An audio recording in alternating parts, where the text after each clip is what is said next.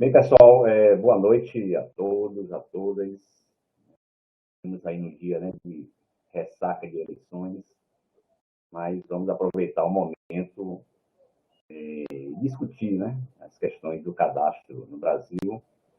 Estamos às vésperas, né, de mais um COBRAC, Congresso de Cadastro Multifuncionalidade e Gestão Territorial, onde a gente já vem nas últimas edições realizando o encontro de professores de cadastro territorial. Primeiro, um chamamento aí para o COBRAC, né, que esse ano vai acontecer de forma híbrida, né? Então, vai ter situações de participação, né, dos palestrantes presencialmente em Florianópolis e os participantes de forma virtual, né, num formato aí que está sendo bem consolidado nos eventos pós-pandemia. Muito bem, hoje a gente vai ter assim, uma oportunidade especial, né, de fazer uma discussão. Nós estamos aqui chamando de um pré-evento do encontro de professores de cadastro. Vamos fazer uma discussão importante a respeito dessas normas da ABNT, a atualização dessas normas, uma inspiração aí da comunidade técnica profissional na área da engenharia de emissora, engenharia cartográfica e outros. E que nós temos, assim, né, desde o ano passado, uma possibilidade, né, de, a partir das discussões da ABNT, né, de ter assim, documentos orientadores para as boas práticas, né, ligadas a levantamentos topográficos, lei de referência cadastral e a mais recente, agora desse ano, do levantamento cadastral para o registro público. Temos um super time aqui de craques, né, que vai ficar aqui com a gente essa noite. Vamos tentar fazer assim, uma dinâmica bem bacana, né, de discussão e debate. Então, inicialmente, o professor Rovani vai apresentar alguns aspectos, né, da norma de execução de levantamentos topográficos, a conhecida 13133, né, que depois de quase 30 anos, né, ela foi atualizada. Na sequência, o professor Adolfo Lino vai nos guindar aí, né, de aspectos ligados à norma de rede de referência cadastral municipal.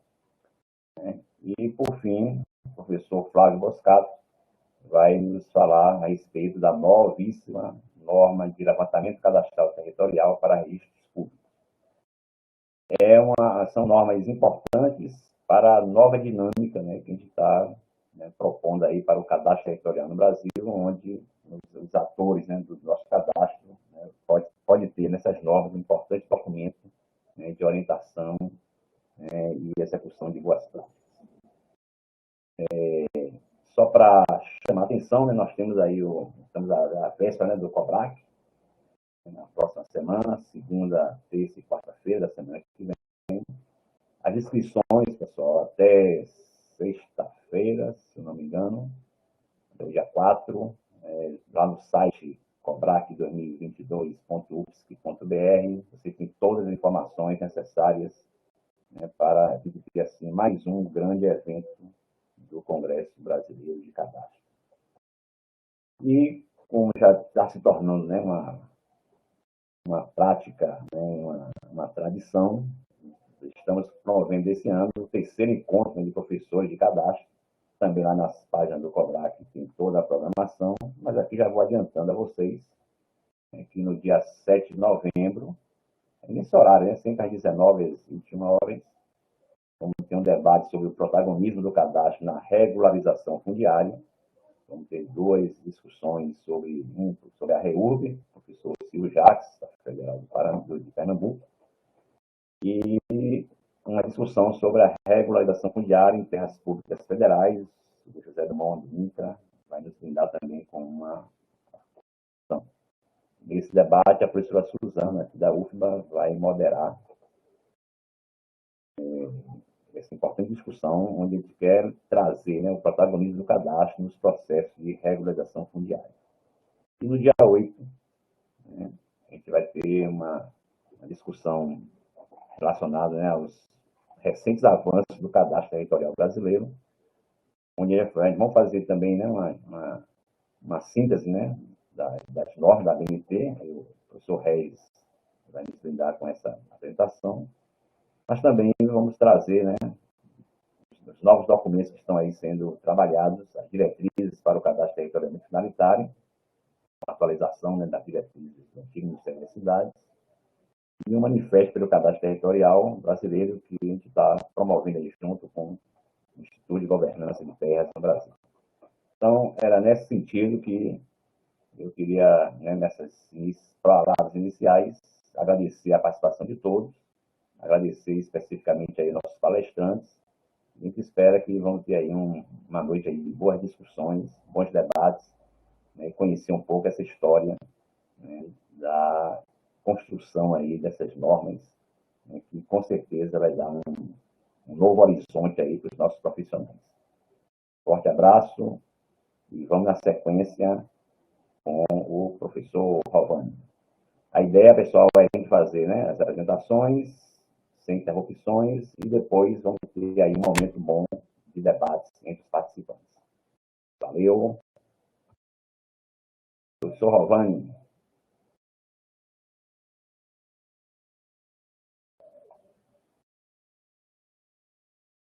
Agradecer aí enquanto o professor Rovani está se preparando.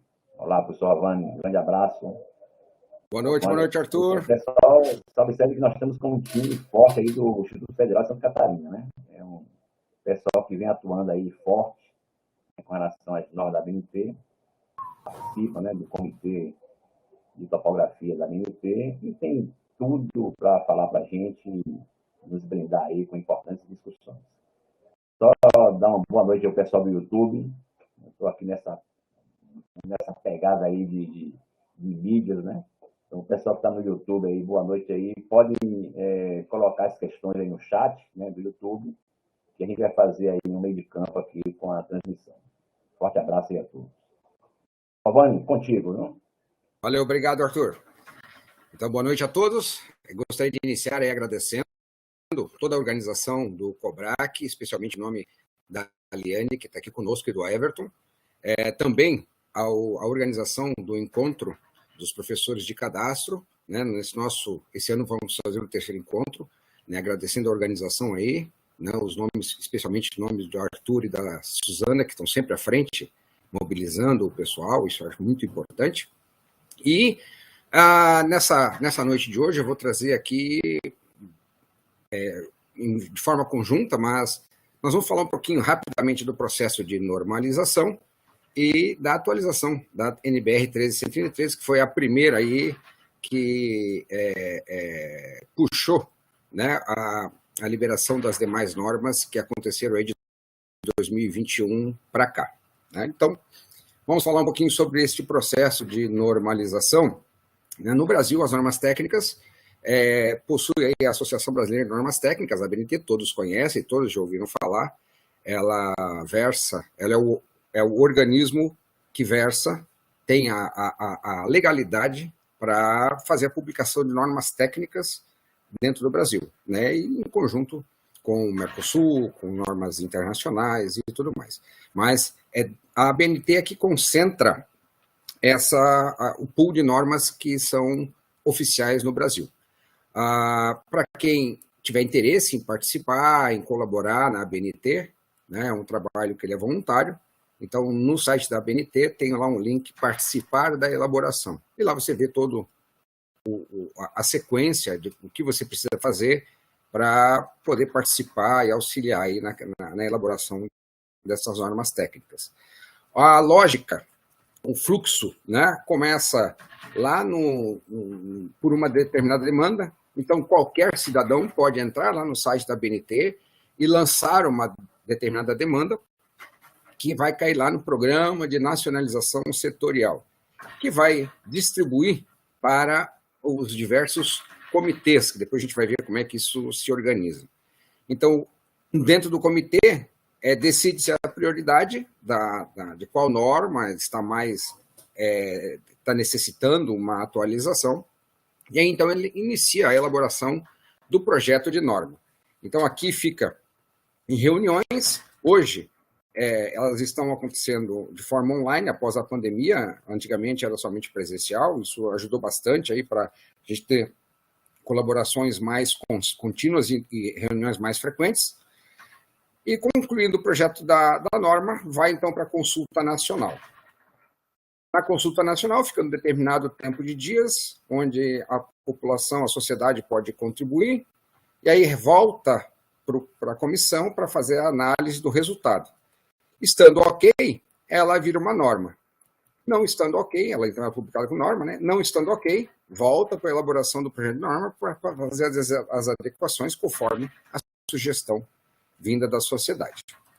Então, as nossas normas relacionadas à topografia, elas estão organizadas dentro da BNT da seguinte forma, né? Nós temos aqui toda a parte de administração e diretoria da BNT, toda a parte funcional dela, mas nós temos um setor que agrupa todos os vários comitês técnicos, onde nós temos um comitê técnico, que é o Comitê Técnico CB002 da Construção Civil, que dentro deste Comitê de Construção Civil tem várias comissões, onde uma delas é a 002-133-017, que é a Comissão de Serviços Topográficos. Então, é aqui que nós estamos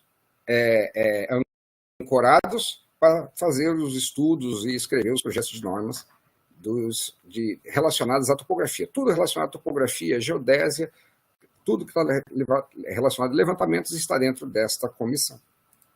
Então, vamos falar um pouquinho da 13633 na nossa versão vigente, que é a de 2021.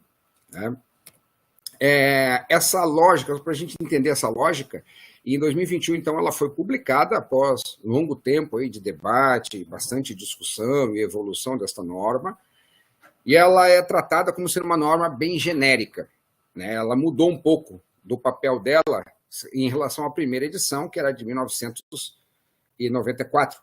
E nessa versão de 2021, então, ela é uma norma genérica e ela busca dar sustentação a várias outras normas que serão as normas específicas.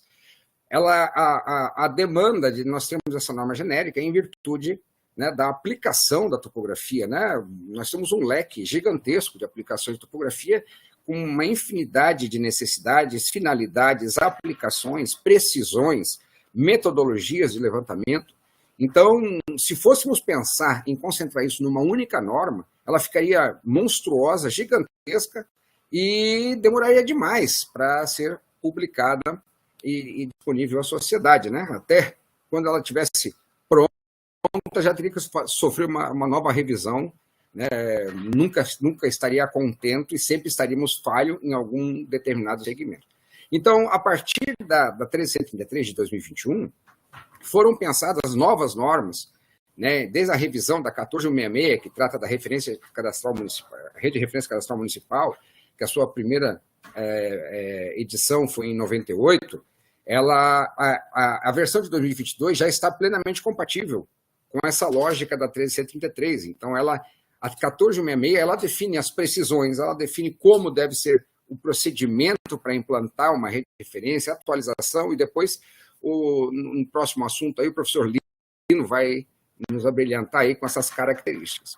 Uma outra norma muito importante, que também vem nessa mesma atuada, é a 17047, levantamento cadastral territorial, que depois o Flávio vai poder falar um pouquinho mais para a gente. Nós temos outras, que essa mesma comissão já trabalhou, atualmente, né, já está, inclusive, vigente, que é a 17058, que também foi publicada neste ano, que é a Alocação Topográfica e Controle Dimensional de Obras de Edificações. Temos ainda uma NBR que já está pronta, né, um projeto de norma que em breve vai à consulta pública, a gente não sabe ainda a numeração dela, que é de locação topográfica de obras de terraplenagem. Estamos trabalhando neste momento na locação topográfica e acompanhamento dimensional de obra metroviária, que está em processo de revisão. E já surgiu a demanda aí, né, na reunião da atualização da 15777, que possivelmente vai ser a nossa próxima norma para trabalhar na revisão e estar de acordo com todo esse pool de normas que a gente já tem aí já revisadas. Então, tratando agora especificamente da 13133, nós tivemos alguns termos e definições que são bem importantes se comparados principalmente com a versão de 1994. Né? Por exemplo, nós estamos hoje nessa norma tratando o termo acurácia, que é exatamente como antigamente era chamada de exatidão, né? Então, foi preferido adotar o termo de acurácia quando tem exatamente o mesmo conceito da nossa antiga exatidão. Também, na 13133, ela já foi adotada a altitude normal, né, que é compatível com o novo referencial adotado no IBGE de 2018, né, que houve a mudança do nosso referencial, então ela já está compatível. Outros termos, outras definições, como estação livre, que a gente não tinha os métodos de estação livre disponíveis, né, o mesmo conceito, né, para esta norma, agora nós já temos também. Outro detalhe importante foi a caracterização dos sistemas de projeção RTM, LTM e o SGL, né, que veio inicialmente na norma do INCRA, então agora já está na 13133 também, e o RTM e o LTM, né, a UTM, que é largamente utilizada e conhecida, a RTM e LTM carecia de ter um referencial aí para definir e padronizar as características técnicas dela.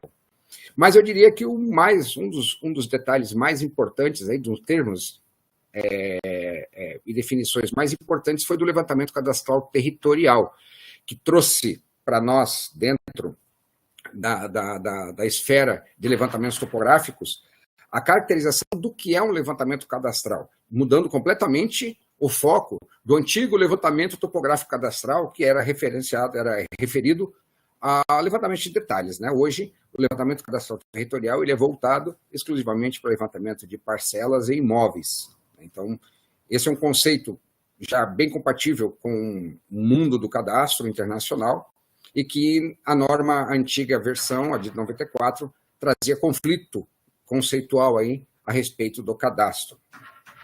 Quanto aos instrumentos, houve uma reclassificação dos teodolitos, estações totais e dos níveis. Foram incluídos como equipamentos agora o receptor GNSS e o laser scanner.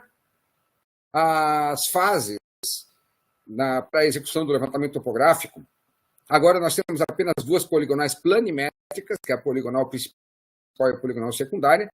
Existem poucos parâmetros associados a ela, porque ela é uma norma genérica.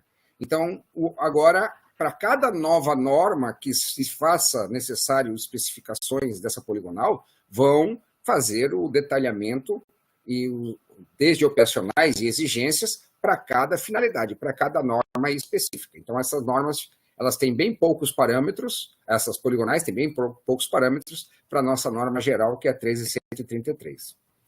Ela também não traz mais as especificações como densidade de pontos, escala de desenho, equidistância de curvas de nível, porque nós concluímos hoje que esses detalhes eles estão relativos depende da finalidade da aplicação do nosso levantamento topográfico, né? Então, como a norma agora ela é geral, ela é genérica, ela não entra nesse nível de detalhes, deixando, então, para as normas específicas fazer esse detalhamento quando necessário, né? E agora um detalhe muito importante foi a exigência da propagação das precisões para todos os pontos medidos. Isso é muito importante porque num levantamento topográfico você não vai ter todos os pontos com a mesma necessidade de precisão posicional, por exemplo, né? Quando você vai fazer um levantamento de detalhe, se você vai levantar lá um arbusto numa praça e o vértice de um imóvel, mesmo que ele seja feito de uma forma, no mesmo levantamento topográfico, mas as precisões elas vão ser exigidas diferentes, e aí, então, nós precisamos fazer essa propagação para mostrar se atendeu ou não atendeu as precisões de cada detalhe. Os procedimentos para uso da altitude normal também estão nas fases de execução do levantamento topográfico, incluindo os modelos, né, que ainda não temos um modelo, né, de anomalias de altitude, mas em breve teremos, né, do modelo quase geoidal. Então, são coisas que a norma já é bem ampla, mostrando as possibilidades e o que fazer enquanto não tivermos ainda os modelos públicos, né, para utilizar plenamente o referencial de altitude normal. O uso das observações gravimétricas associadas ao nivelamento, quando essas aplicações forem para barramentos ou transporte de líquidos, no caso de dutos e canais. Então, são orientações que antes a gente não tinha na primeira edição, né? e a redução das classes de nivelamentos e simplificações das exigências nesses nivelamentos, em virtude do que se espera novas normas para atender às demandas específicas. Né? O fechamento linear, né, o nosso erro relativo, é de 1 para 12 mil, quando não for especificado por outra norma ou então pelo contratante. O fechamento angular ele é baseado na precisão em função da finalidade, não em função do equipamento que eu estou utilizando. Né? Foi outra mudança importante aí de conceito para o cálculo das tolerâncias. Né? E também os poucos parâmetros para o desenho final, em virtude da finalidade de cada norma, vai acabar tendo um nível de detalhamento maior ou menor. A norma traz alguns anexos importantes. Pois não, Arthur? Só para na sequência aí, para a gente ir para o fechamento aqui da apresentação, né, pelo tempo. Ah, sim, ok. Então, a norma traz alguns anexos, e um dos mais importantes aí são as propagações simplificadas das precisões, que permite, mesmo por uma irradiação simples, a gente ter o cálculo da precisão propagada para que seria uma precisão esperada para o ponto mesmo sendo irradiado. Então, como conclusão, né, então, como nós vimos, a 333 ela é genérica, né, essa solução de ser genérica ela é bem assertiva, porque ela permite que as normas tenham ficado bem curta e abre a possibilidade para outras normas sem ter conflitos. Né? Então, agora, novas normas vão surgir com base na 333. Né? A curto prazo, ela acaba trazendo lacunas nas especificações. Né? Quando você vai fazer um levantamento lá para uma linha de transmissão, você já não tem mais alguma especificação de poligonal e tal. Agora, nós vamos precisar desenvolver normas para ir fechando essas lacunas em virtude da demanda. Né? A simplicidade da propagação permite análise, inclusive a priori, para a definição de metodologias em campo, né? E fundamental a adoção do conceito de levantamento cadastral territorial, né? Equiparando esse conceito aos conceitos internacionais de cadastro. Ok? Então, agradeço aí a atenção de todos e fico à disposição no final aí para a gente entrar no debate e responder algumas questões que porventura venham. Um grande abraço. Obrigado aí, Rovani. Foi ótimo aí, perfeito. Muito bom aí esses esclarecimentos. O pessoal que está nos ouvindo aí, né, provavelmente são usuários, né, dessa norma, não de agora. E a norma trouxe exatamente essa simplificação e essa generalização que é importante, né, para as nossas atividades. Vou pedir aqui a nossa técnica para colocar o professor Adolfo Lino como apresentador. Já está pronto. Lino, quando estiver pronto aí, já pode começar. Agradecer aí mais uma vez aí o professor Adolfo Lino pela disponibilidade e colaboração nesse nosso debate aqui. Beleza, obrigado, Arthur. Obrigado ao COPRAC, o Congresso de Cadastro Multifinalitário, pelo convite. E eu vou falar sobre a atualização da NBR 14166, que é a de Rede de Referência Cadastral Municipal. E eu já vou aproveitar o final da fala ali do professor Rovani e vou emendar aqui uma visão inicialmente um pouco mais abrangente a respeito deste processo de revisão normativa que foi promovido nos últimos anos, das publicações recentes, para que vocês que nos assistem agora, hoje aqui no encontro de professores de cadastro, mas quem vai nos assistir depois também, pelo YouTube, né, pelas gravações que vão ficar como divulgação, para que vocês percebam o esforço da comissão em atualização conceitual, não só da 3133, mas de todo esse conjunto de normas que está saindo. Então, por exemplo, desde o início, alguns direcionamentos que estiveram sempre em mente para nós. Por exemplo, o atendimento às 6 premissas do cadastro 2014. Vejamos que o Brasil continua com déficit em relação a esse atendimento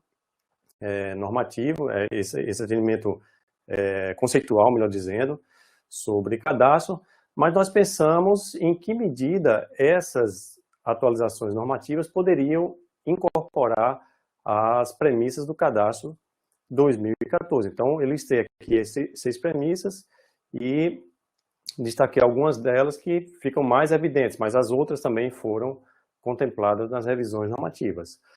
Outra, por exemplo, a aplicação do conceito Fit for Purpose no nosso cadastro. Embora as normas elas não sejam normas de cadastro propriamente dito, mas são normas que dentro desse contexto vão dar o suporte, vão fornecer uma das peças ou algumas das peças para uma futura estruturação aí de um modelo cadastral no nosso Brasil. Então veja que eu listei também aqui no quadrinho os pilares, os princípios aí mais importantes do Fit for Purpose e destaquei ali 2 que são muito evidentes dentro das revisões. O terceiro também está contemplado, obviamente. Outra, abertura para a modelagem multidimensional através de objetos territoriais, refletindo aí aquilo que a gente acompanha como sendo as boas práticas no cenário internacional. E mais, aproximação com as soluções testadas e já sedimentadas aí há mais de 20 anos no cadastro rural, aquilo que é indicado com frequência como sendo as boas práticas nacionais. No final, o que era que a gente tinha em mente? Que alguns princípios estivessem sempre presentes na elaboração e na revisão de cada uma dessas normas. Princípios como a economicidade, a simplicidade, a segurança técnica, mas também jurídica, a sustentabilidade e a execuibilidade. Então, desde o início, esse era o nosso norte, essa era a ideia, e nós fomos trabalhando aí aos poucos, nosso grupo aqui do Instituto Federal de Santa Catarina, fomos levando as propostas aí ao longo dos anos, né, desde 2015, 2016, e essas ideias aos poucos foram sendo bem aceitas dentro da comissão. Nós tivemos uma receptividade realmente muito boa com aquilo que viemos propondo. E dentro dessa visão, desses direcionamentos, eu vou apresentar então alguns dos principais itens relativos agora especificamente a 14166, cuja segunda edição foi publicada agora recentemente, no dia 7 de janeiro de 2022. A versão que era a primeira, a original, era de 1998, vocês devem lembrar disso. Então, a revisão da 14166, ela manteve o número da norma e manteve também o título, Rede de Referência Cadastral Municipal, Procedimento, mas essa norma ela foi praticamente reescrita por completo. Tá? Muito pouco ficou, né? Alguns itens permaneceram entre os termos e definições, mas o conteúdo em si da 14166 ele foi completamente atualizado. Uma norma que agora aponta também um pouco mais para o futuro, né? Esperamos que ela tenha também longevidade como teve a primeira edição. Dentre as maiores novidades da 14166 estão a nova hierarquia dos vértices da rede, que agora em apenas 3 grupos, né, 3 categorias de vértices. Vocês vão lembrar que na norma de 98 havia todo um encadeamento, né, hierárquico ali, que era bastante longo, né, era extenso e era difícil de ser colocado em prática, era difícil de ser implementado. Então, agora, a rede ela é composta, né, de acordo com a 14166, apenas por vértices superiores, vértices principais e vértices de apoio. Então, uma simplificação conceitual e também uma maior possibilidade de execuibilidade da norma. E a norma também traz uma outra novidade, que é uma separação do processo de criação de uma rede de referência cadastral municipal em 2 momentos diferentes. Um momento que é chamado de implantação, e aí, nesse momento da implantação, são considerados apenas os vértices superiores, com precisão planimétrica, né, limitada a 20 milímetros, e é o momento em que a prefeitura municipal ela é protagonista, como a grande interessada na existência de redes de referência cadastral municipal. E há um segundo momento, então, na norma, que é o chamado momento de densificação. Então, são 2 momentos diferentes, 2 etapas diferentes da rede, e na densificação é que vem, então, os vértices chamados principais e os vértices de apoio.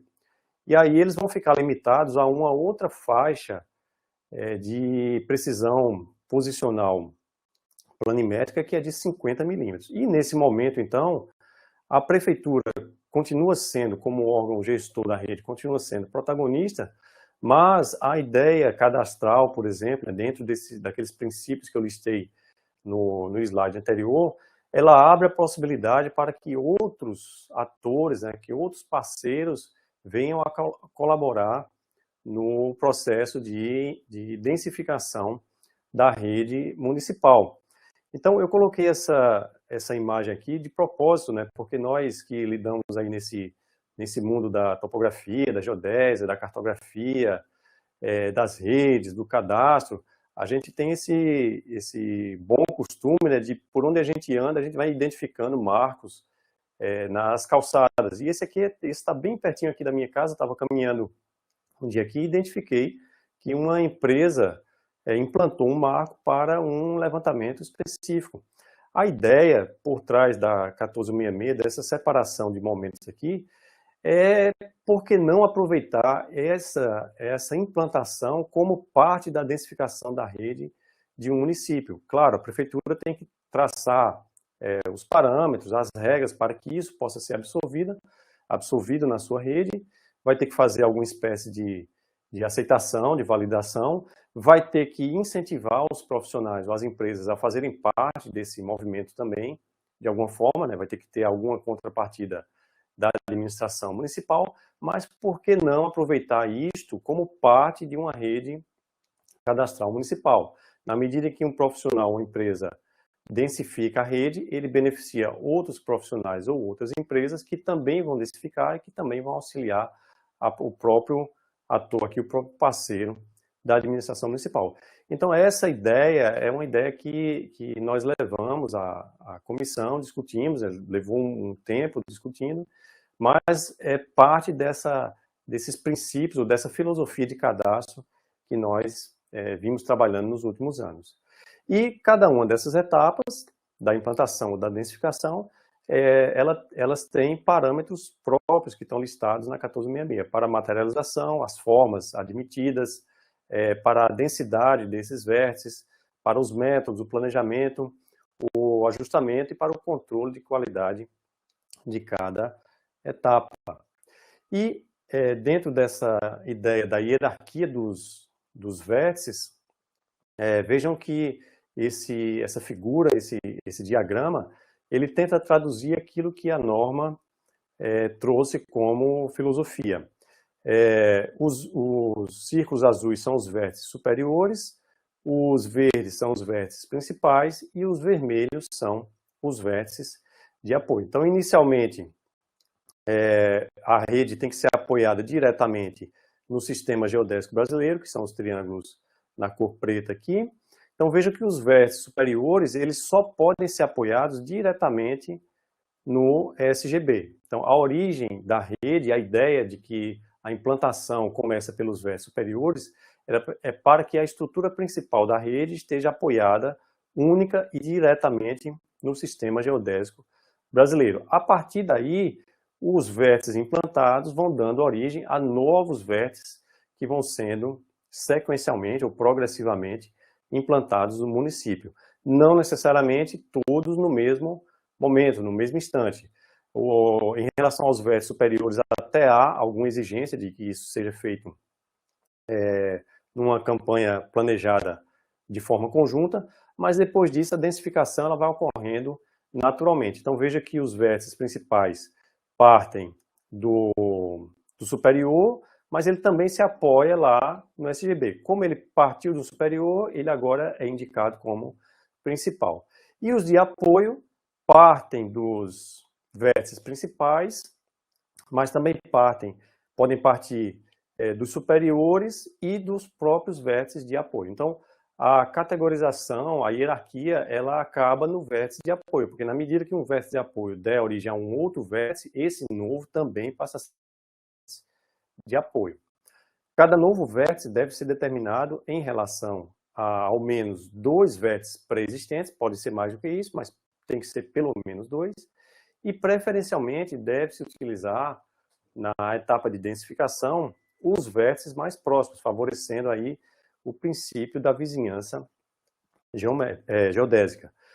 E importante entender também que a ordem hierárquica, a ideia geral da 1466, que é a ordem hierárquica, ela não está associada ao grau de precisão ou acurácia do vértice. Por quê? Porque a gente sabe de forma tanto empírica quanto pela literatura, que muitas vezes, dependendo da forma em que os vértices de uma rede são densificados, às vezes você chega na densificação em resultados um pouco melhores do que um dos vértices ou alguns dos vértices que deram origem àquele vértice. Então, a hierarquia ela não está associada ao grau de precisão, mas à origem de quem ou de que tipo de vértice partiram as observações. Então, são somente agora vértices superiores, vértices principais e vértices de apoio. Eu não vou me alongar muito na fala sobre a 1466, deixar espaço para o Flávio abordar a 17047, e também no nosso canal do curso de agrimensura no IFSC, vocês vão encontrar 2 lives que nós fizemos com o professor Ivandro Klein, que foi um grande colaborador na elaboração dessa norma, com quase 3 horas de conteúdo a respeito dos detalhes, das minúcias de cada uma dessas etapas e das ideias que estão expostas na 14166. Mas, para finalizar minha fala, hoje direcionada aos professores de cadastro, vamos perguntar então, e nós, né? E nós, os professores de cadastro pelo Brasil? Bom, nos cabe inicialmente a apropriação desses conteúdos, das atualizações e a divulgação dessas novas normas. O professor Rovani, agora há pouco, né, antes de mim, ele destacou por mais de uma vez a importância da atualização do conceito relacionado ao termo cadastro, que na norma anterior, de 94, tinha um sentido, que era aquele levantamento geral de detalhes, de feições, e agora esse sentido ele não existe mais. A 13133 alterou o sentido do uso do termo cadastral, e é preciso, então, que a gente vá se apropriando desse conteúdo e vá divulgando, porque nós somos, então, formadores de profissionais. Então, na medida em que a gente se apropria e divulga essas NBRs, nos cabe também o papel de atualizar esses conceitos frente aos profissionais que nós formamos nos diferentes níveis, no nível técnico, no nível superior, no nível da pós-graduação. E esses profissionais, futuramente, serão eles que vão trabalhar como autônomos, mas também nas suas empresas e também no setor público. Então, quanto mais a gente divulgar, melhor esses conceitos vão se sedimentar. E, do ponto de vista didático-pedagógico, também a atualização dos projetos ou dos planos pedagógicos dos nossos cursos técnicos, superiores e de pós-graduação. Eu tinha prometido ao pessoal que faria uma fala bem sintética e deixaria tempo para o Flávio e para as perguntas. Então, eu agradeço aos colegas do curso técnico, né, onde a gente discute quase que semanalmente essas ideias e vai levando, então, a comissão da ABNT e também a organização do COBRAC e do encontro de professores deste ano. Perfeito, Lino. Muito obrigado, valeu mesmo. Foi muito bom aí a sua participação, por enquanto, né? Gostei bastante, bem sintético e direto, né? Eu acho que essa norma da rede de referência cadastral municipal, ela, de certa forma, já vinha sendo bem utilizada, né, pelos profissionais, e agora está conseguindo, né, digamos, dar um conjunto, né, de ações dessas normas que está sendo bem bacana aí para os nossos levantamentos, para o nosso cadastro, nossos mapeamentos, principalmente de apoio aí às prefeituras, né, que a gente sabe que as dificuldades são imensas. Mas vamos discutir isso mais na frente. Vamos agora partir para a nossa terceira apresentação, professor Flávio Boscato, mais um craque aqui do Instituto Federal de Santa Catarina, também com intervenções fantásticas dentro do comitê, né, da ABNT, e tem muito para nos falar, né? O professor Flávio vai comentar a respeito da novíssima norma, a 17047, de levantamento cadastral territorial para registro público. Professor Flávio, boa noite e obrigado aí mais uma vez. Fique à vontade. Obrigado, professor Arthur, boa noite.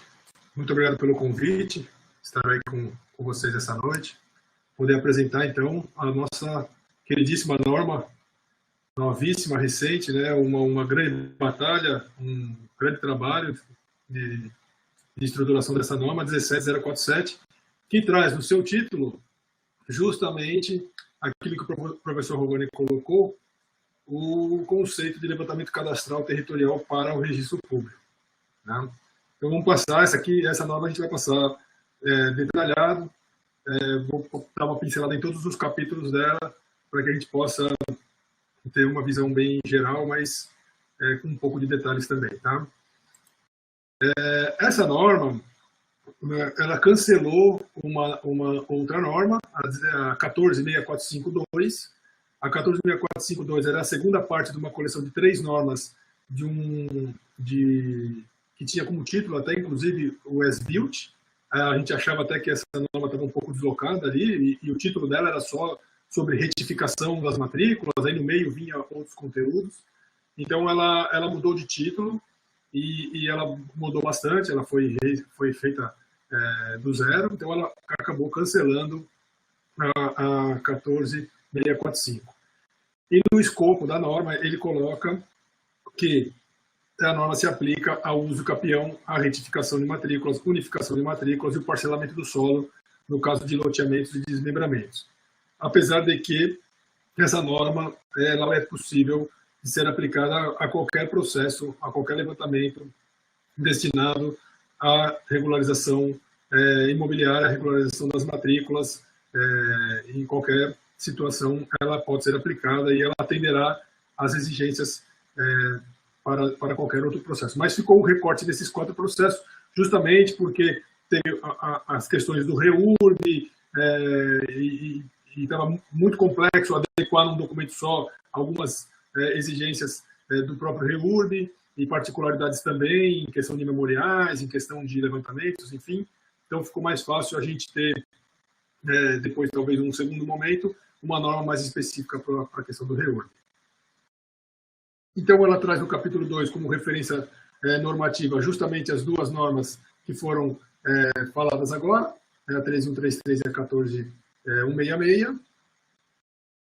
E no capítulo 3, então, ela traz os termos e definições. Não são muitos, são 7 termos e definições de imóvel, parcela, código de parcela, objeto territorial, vértice da parcela, limite da parcela e os confrontantes.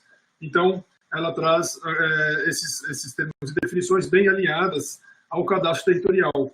Então, começou a trazer uns conceitos interessantes que a gente já vê nas publicações, já viu no evento, já vimos no COBRAC, já vimos em outros eventos, no Singel, enfim, várias publicações sobre o objeto territorial, sobre a parcela, enfim, e agora a gente tem isso em norma. Então, foi um ganho bastante legal esse capítulo de termos e definições, e a gente vai passar aqui por uma figurinha em que a gente vai procurar explicar um pouquinho como é que ficou a visão da norma, né?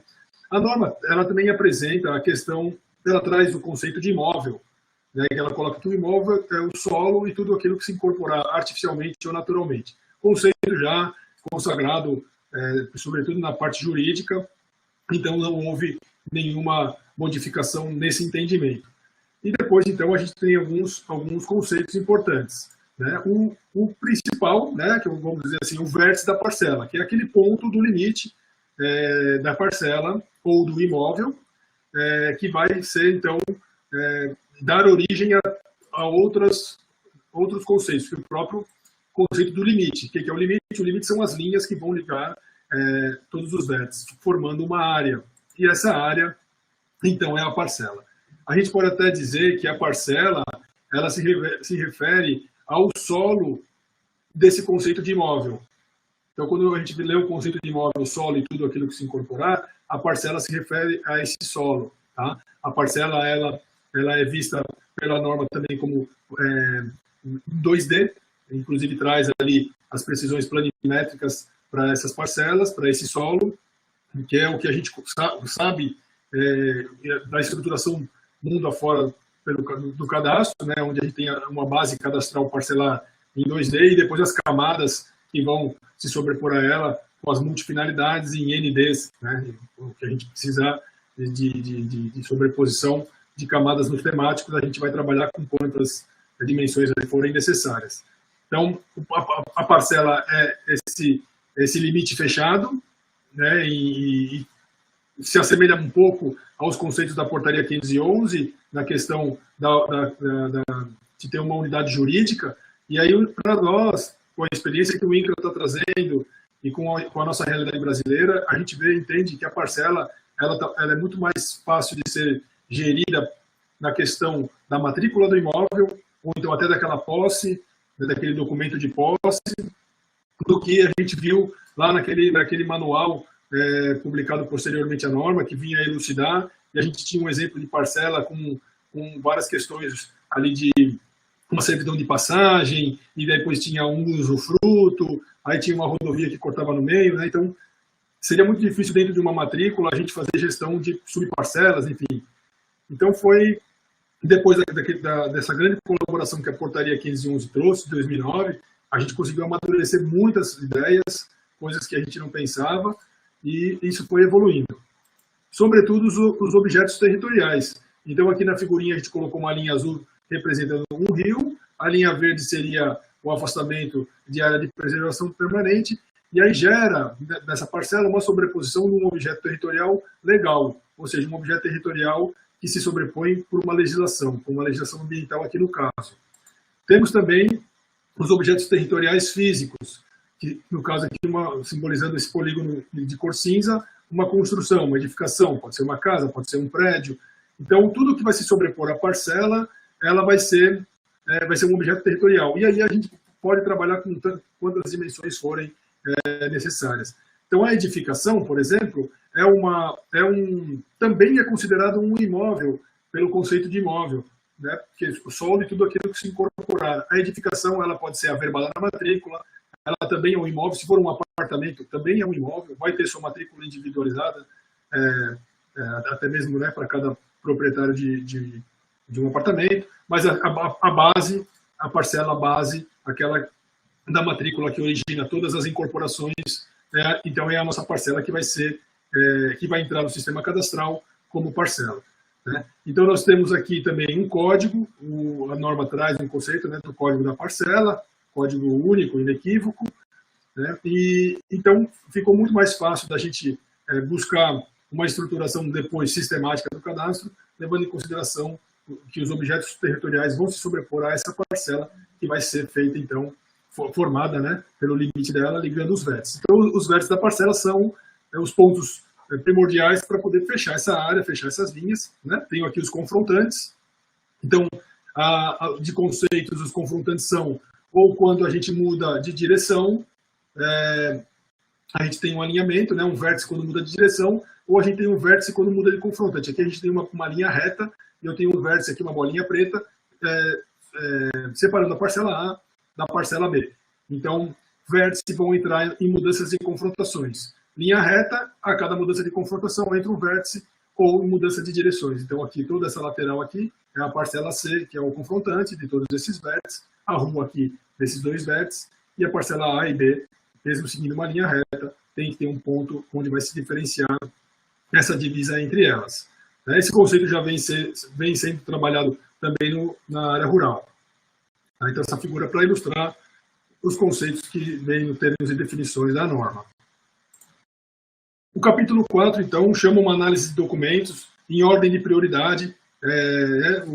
Tudo deve ser feito até mesmo anteriormente ao trabalho de campo, levantamento das matrículas, as transcrições de imóveis, verificar se tem plantas, memoriais, croquis, de outros trabalhos, relatórios técnicos de serviços realizados anteriormente, outros títulos de domínio, escrituras públicas, partilha, sentença de uso campeão, ver se tem alguma informação sobre esse imóvel e também dos confrontantes, contratos, escrituras de transferência de posse.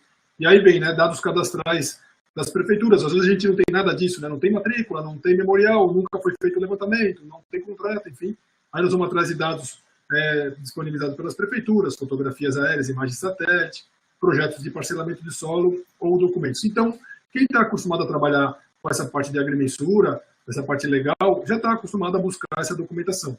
Mas fica aqui a recomendação de que essa documentação precisa ser levantada, porque ela vai trazer diversas informações, principalmente informações geométricas daquela parcela ou daquele imóvel. O capítulo 5 traz a identificação e materialização dos limites, né, dizendo então que os limites da parcela do imóvel devem ser identificados e verificados em campo. Isso é muito importante. Então, eles devem ser verificados e identificados em campo, cada vértice do imóvel, para fazer a composição do limite através das linhas ligadas, que vão ligar esses vértices, né? Então, e os vértices da parcela devem ser materializados, sobretudo nos locais onde tiver estabilidade e tiver condições de a gente colocar uma possibilidade de colocar uma marcação física. Então, às vezes, não é estável, né? E uma marcação tem que ser uma demarcação perene, de materiais que vão durar bastante tempo lá, para que a gente possa futuramente encontrar novamente essas marcações. Então, a gente traz algumas fotos, né? Os materiais devem ser perenes em locais estáveis. A norma ficou aberta para todos os tipos de materiais perenes, não tem exemplos, mas não tem nada fechado, né? Então, estão lá marcos de concreto, marcos de pedra, material sintético, pinos, parafusos, tudo que a gente pode imaginar, né? Tem aqui um exemplo na figura, né? Pinos metálicos colocados em muro. Aqui também tem um pino metálico na letra B colocado em muro. Aqui na letra C já é um parafuso chave Phillips com arruela no muro. Na letra D nós temos aqui um marco de pedra, então com uma cruz gravada ali com uma serra mármore. Temos marcos de concreto. Esse dispositivo aqui até não é um dispositivo que está em cima do marco de concreto tão usual, mas pode ser com chapinha, né? Esse aqui, na letra E, é um marco sintético, material de pneu, né? Reciclado, bem duro, bem estável, com peso mais leve em relação ao marco de concreto, local para se colocar uma chapinha. Pode ser utilizada a própria plaquinha, né? Existem também na norma umas recomendações para quando a gente for medir alguns vértices inacessíveis, recomendações de documentar essa medição, ou até de marcar pontos que vão dar apoio a essa medição, pontos intermediários em muros, enfim, em algumas estruturas que possam dar aí apoios às medições de vértices inacessíveis. Tem aqui mais duas figuras, né, mostrando aqui também uma outra opção de se colocar um parafuso Phillips, esse do lado esquerdo também na parte de baixo da estrutura, que é uma recomendação, né, quando possível, o mais baixo possível, né, da estrutura, para você não evitar aí a falta de verticalização das construções. Aqui já teve um outro caso que não ficou tão lá embaixo do muro, o muro não é tão alto, né, a gente vê a casa aos fundos, mas também aqui um furo. Então fica essa marcação aqui nesse muro. Se o confrontante for fazer a medição e olhar a documentação técnica, vai saber que tem aqui um parafusinho que foi medido lá o levantamento anterior do seu imóvel, da sua parcela vizinha, na qual ele está levantando. Então, essa materialização é importante, né? A norma entende que não é possível em 100% dos casos, mas, quando possível, se o local permitir, a estabilidade do local, da construção que for instalada essa materialização, que seja feita, né? No capítulo 6, então, fala sobre o levantamento cadastral territorial em si. É colocado ali que deve ser apoiado a rede de referência cadastral municipal, se alinhando lá a 14166. Na inexistência desta, então, os levantamentos devem ser feitos diretamente apoiados ao SGB. O que significa? Os levantamentos precisam ser georreferenciados. A gente já vem nessa tendência há muitos anos, mas não tinha uma norma que dizia, né? A gente sabe que no rural sim, mas para o urbano não havia uma norma que apontava desta forma. Então, os métodos de levantamento que a gente angariou ali nas duas normas, que ele aponta que os métodos estão na 1466 e na 3133, método do alinhamento, a irradiação, as poligonações, estação livre, interseção linear, os levantamentos de GNSS, né, aparecem no compilado ali de métodos da 3133 e da 1466. A única exceção que abre aqui na 17047, é o uso para a implantação de pontos de apoio da poligonação sem ajustamento, porque a gente sabe que às vezes a gente vai medir uma parcela no fim de uma rua sem saída, ou a última rua daquela subida que vai confrontar com uma área de preservação no final de rua ali para cima do morro, e não tem como a gente querer fazer uma poligonal fechada ou enquadrada para poder fazer algum erro de fechamento. Às vezes fica até pior devido à geometria que se vai trabalhar. Então, claro, exige-se ali alguns controles de qualidade para que se use essa poligonal, mas nos casos onde não houver a possibilidade de atender a 3133, então fica uma abertura na 17047. Então, no capítulo 6 ainda, né, vem a precisão posicional, tolerância e controle de qualidade. E aqui talvez uma das grandes orientações a respeito do tratamento que a gente vai precisar ter com os vértices das parcelas. Para os imóveis rurais, continua, obviamente, a sistemática do INCRA, né, amparado por legislação, né, com o poder lá de normatização e publicação de seus manuais. Fica, então, a área rural continua apoiado as decisões do INCRA. Para os imóveis urbanos, que até então estávamos sem algo concreto em questão de leis e normas, agora pelo menos temos a norma, então ficou definido que a precisão planimétrica dos vértices dos imóveis urbanos ou das parcelas em áreas urbanas é de 8 centímetros, precisão planimétrica.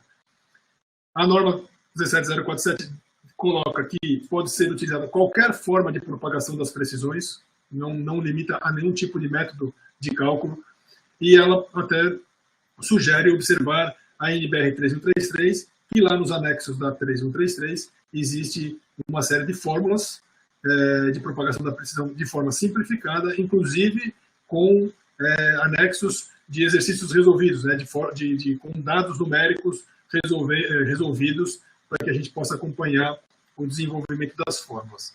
E a tolerância, então, planimétrica, na horizontal, é de 24 centímetros, que é justamente 3 vezes a precisão definida, né? Ou seja, quando a gente vai comparar uma coordenada medida num primeiro momento, e quando ela for medida num segundo momento, a gente vai precisar verificar se essa segunda medição se enquadra na tolerância de até 24 centímetros.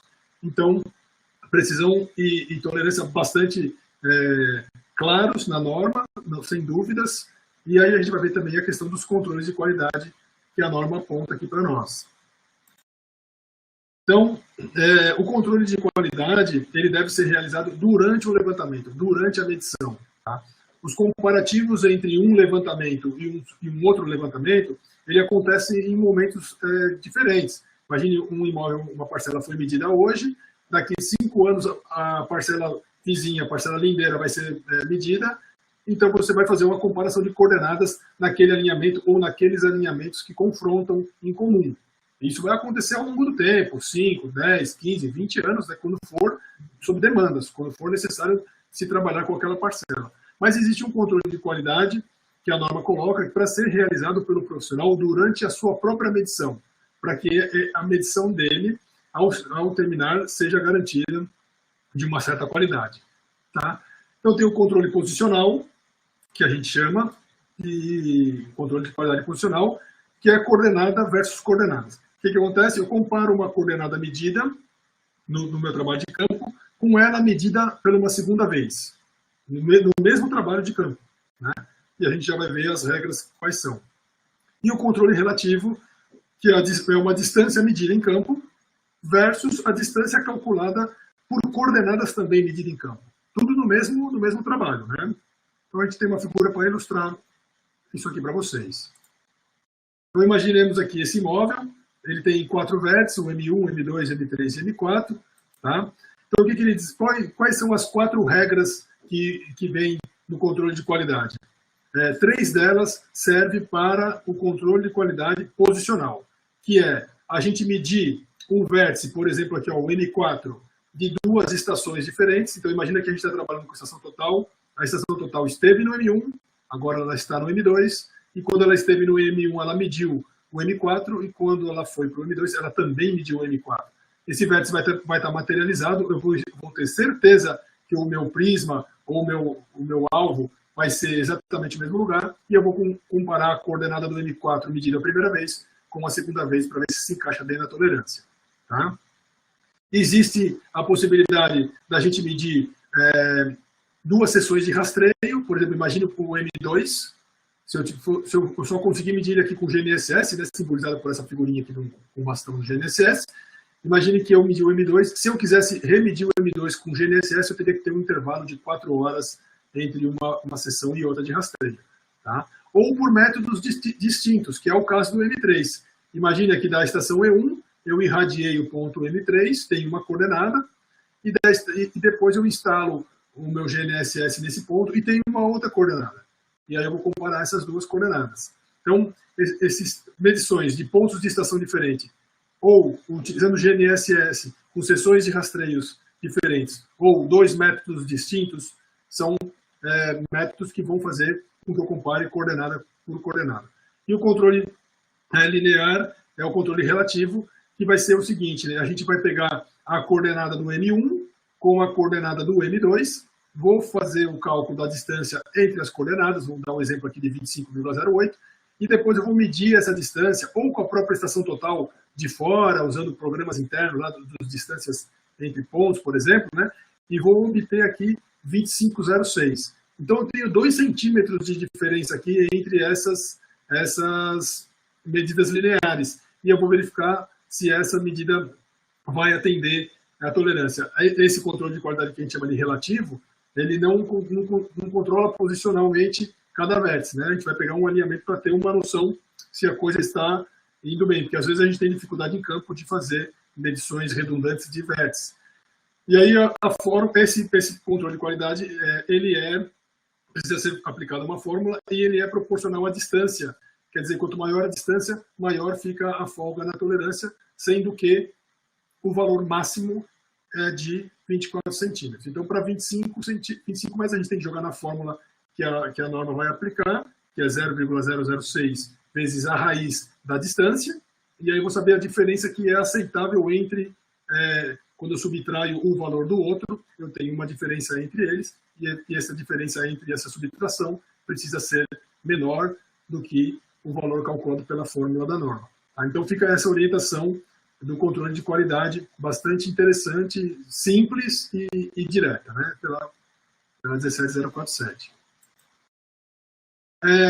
O capítulo 7 da norma traz as definições dos limites, né? Recomenda lá que os limites devem ser verificados em campos, existem às vezes parcelas que não têm limites físicos, então ela recomenda que deve ser feito um levantamento preliminar, identificar na documentação, enfim, né? Mas uma coisa importante que vem nesse capítulo é a questão das confrontações por vértice, onde a nossa legislação ainda não está preparada para isso, não tem esse conceito. A nossa legislação trabalha com medidas lineares perimetrais e área, né? Então, quer dizer, a gente sabe que se eu movimentar algum desses dois vértices aqui, que estão circulados em vermelho, essas parcelas que estão aqui nos cantos, a CT8, 12H e a DE3, 19A, elas vão sofrer. Porque a partir do momento que eu puxei ou empurrei esse vértice, essa coordenada vai para lá ou para cá, essas linhas que estão ligadas a ele mudam, né? As distâncias vão ser alteradas. Só que a legislação para esses processos que estão no escopo da norma não estão ainda juridicamente amparadas para que essas parcelas que estão sendo influenciadas por esses vértices se manifestem nesses processos. Eu entraria aqui hoje, se a gente for fazer a regularização dessa parcela aqui em cinza clarinho, VR019J, entraria para se manifestar esses confrontantes da esquerda, os dois, e o da direita, e um só do fundo, né? Ia ser notificado aqui a rodovia, ou a estrada municipal, ou a rua municipal, ou a rodovia federal ou estadual, aqui em questão do sistema viário. Tá? Então, a confrontação por vértice, a norma já traz esse conceito. A gente sabe que a legislação ainda não vai envolver esses confrontantes, por enquanto, nesses processos de anuência, de concordâncias com a planta ou o memorial que a gente apresenta. Sistema de coordenadas e projeção cartográfica está apresentada no capítulo 8. Então, fica a coordenada geodésica, latitude e longitude, com 4 casas decimais ali no arco segundo, sendo o S para sul e o O para oeste, né, na longitude, ou o N para norte na latitude, quando for o caso, né, e o S para sul. Né, então, por que coordenada geodésica? Coordenada geodésica, a gente pode trabalhar com diversas projeções para diversos planos das prefeituras, e elas vão se conversar ao longo, a gente vai ter no futuro ali o mapa no Brasil inteiro, amarradinho, né, conversando no mesmo sistema de coordenadas, e também uma integração com os dados do rural, principalmente aqueles imóveis rurais que estão confrontando ali com o perímetro urbano. Projeção, a mesma da rede de referência cadastral municipal. Na inexistência da rede, a prefeitura, né, vai definir, indefinido por parte da prefeitura, o profissional deve adotar ali uma das projeções TM ou plano topográfico e deve informar na planta e no memorial. Tá? Capítulo 9 traz a peça técnica, planta, memorial descritivo e relatório técnico, são os 3 documentos que precisam compor essa peça técnica. A planta, a norma apresenta em um anexo algumas questões importantes, onde feições físicas devem ser mostradas, sobretudo quando se desencontram dos limites legais dessa parcela. Né? Também aqui a feição de muro, para saber exatamente qual o lado do muro que essa feição está, que o vértice está materializado, convenções topográficas, tabelas de coordenada, escala gráfica, um quadrinho aqui de revisões, a malha de coordenadas, norte, né, o carimbo aqui, ou então o selo. Então, são os elementos, essa planta está bem descrita como uma sugestão. A gente sabe que no desenho a gente tem uma liberdade para poder movimentar algumas coisas de lugar, enfim, né, conforme a forma do imóvel, a gente ajusta o layout da planta, essa liberdade continua. Tá? Então, esses elementos que estão aqui ilustrados são os elementos que devem conter ao menos na planta. Tá? Os vértices, né, com seus códigos, que tem que bater aqui com a tabelinha de coordenadas, com o memorial, nome dos confrontantes, número de matrículas, código de parcelas, quando já existia um sistema cadastral para isso, quando não existir código de parcela ou matrícula, CPF, nome, né, enfim, identificar essas confrontações. Tá? Então, a planta apresentada em um dos anexos da norma. A gente parte para o memorial descritivo bastante inovador, né, onde ele vai trazer ali um cabeçalho com as informações do imóvel, do proprietário, sistema de referência utilizado, endereço, nomes, número de matrícula, código de cartório, sistema geodésico, enfim. Depois vai trazer as informações de descrição do imóvel ou da parcela em forma de tabela, onde vai aparecer então os códigos dos vértices mais as coordenadas latitude e longitude, a confrontação, avante, e as distâncias lineares são importantes por causa dessa questão de legislação. O perímetro é super importante na parte jurídica dessas questões de agrimensura legal. E o complemento, a gente tem uma coluna de complemento para informações diversas. Aqui nesse exemplo da norma, a gente colocou lá aquela confrontação por vértice, né?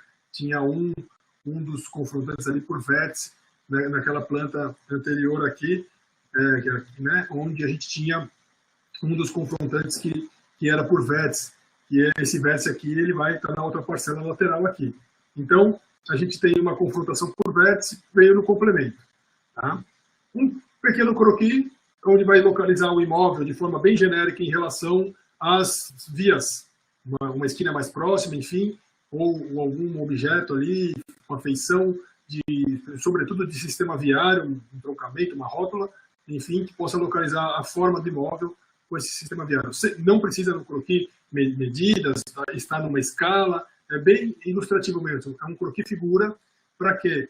Para que o proprietário, que muitas vezes, né, na grande maioria das vezes, não vai ser um técnico capaz de interpretar um memorial em tabela, ou até mesmo descrito em texto, ele possa ver a posição do imóvel dele e a forma do imóvel dele em relação ao sistema viário.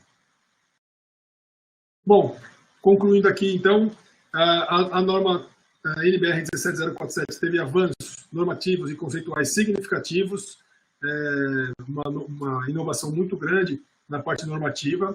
né? Ela apoia o cumprimento do princípio da especialidade objetiva jurídica, que precisa caracterizar bem o imóvel, a parcela para o seu registro, né? A gente vê várias matrículas com descrições muito pobres, então a gente entende que a tabela vai ajudar bastante na questão técnica, na questão quantitativa, onde são essas coordenadas, quais as distâncias entre elas, e o início de um cadastro territorial sólido, né, e consistente na sua base, para que a gente tenha a base cadastral ao longo do tempo, iniciando com essa metodologia, a gente vai conseguir amarrando parcela a parcela, ponto a ponto, né, usando os controles de qualidade previstos na norma e chegando a um cadastro de base consistente. Agradeço novamente, professor Arthur, pela organização, a organização do COBRAC, professor Aliane, professor Everton, pelo convite, o curso técnico de agrimensura e a organização toda do evento e os apoiadores que fazem com que o COBRAC possa acontecer. Muito obrigado pela atenção e ficamos abertos aí às perguntas. Obrigado, Flávio. Muito bom aí. Nós estamos cumprindo aí, né, nosso papel de divulgar, né, as normas, divulgar as novas orientações das profissionais, dos professores. Isso é importante. Vamos ter um tempinho aí para nosso debate, né? Vou pedir aí a nossos palestrantes, professor Lino, professor Rovani, mostra a cara aqui para a gente. Isso, beleza. E aí, pessoal, quem tiver aí, olha só, nós temos 2 grupos aqui, né? Temos os participantes que estão aqui na sala aqui da RNP, na conferência RNP, que fez a pré-inscrição. O pessoal que está aqui na RNP pode fazer as perguntas, as intervenções com áudio e vídeo. Mas o pessoal que está no YouTube, a participação é só lá pelo chat, a gente vai ficar aqui monitorando algum comentário, alguma pergunta, alguma dúvida, algum esclarecimento que queiram fazer. De início, acho que foi bastante importante, né, esse momento. Eu acho que estamos aqui cumprindo aí um papel do grupo de professores, né, de cadastro, de fazer com que essas discussões sejam, né, amplamente divulgadas, conhecidas, por se tratar, né, de normativos que estão impactando, né, todo o conjunto, né, de ações ligadas especificamente ao cadastro, mas também a todas as geotecnologias e as ações da agrimensura e da cartografia brasileira. Eu estou aqui com o chat aqui do YouTube, temos aqui várias observações, vários comentários. O pessoal aproveita, né, para fazer as interações, né, entre amigos e conhecidos com a pandemia, tem um momento aí de distanciamento, isso é bem bacana, né? Faz parte também do nosso objetivo daqui, dessa interação. Aos poucos vamos começar a ter os nossos eventos presenciais, o que vai possibilitar melhor, né, essas interações de forma mais efetiva. Eu vou passar aqui, viu, Lino, Flávio e Rovani, passar aqui algumas observações, alguns comentários aqui do grupo aqui do YouTube, inclusive com algumas perguntas que aí eu vou deixar livre aí para vocês se manifestarem. Tem aqui uma questão aqui levantada pelo Eduardo Romero. Um grande abraço, Romero, um amigo aí de nomes datas. O Romero levanta uma questão, né, se com essas normas revisadas, né, e aí eu acredito que ele esteja colocando com relação a todas elas, se isso facilita, de certa forma, a inserção dessas normas, né, como referências aos editais públicos de serviço nessa nossa área, né?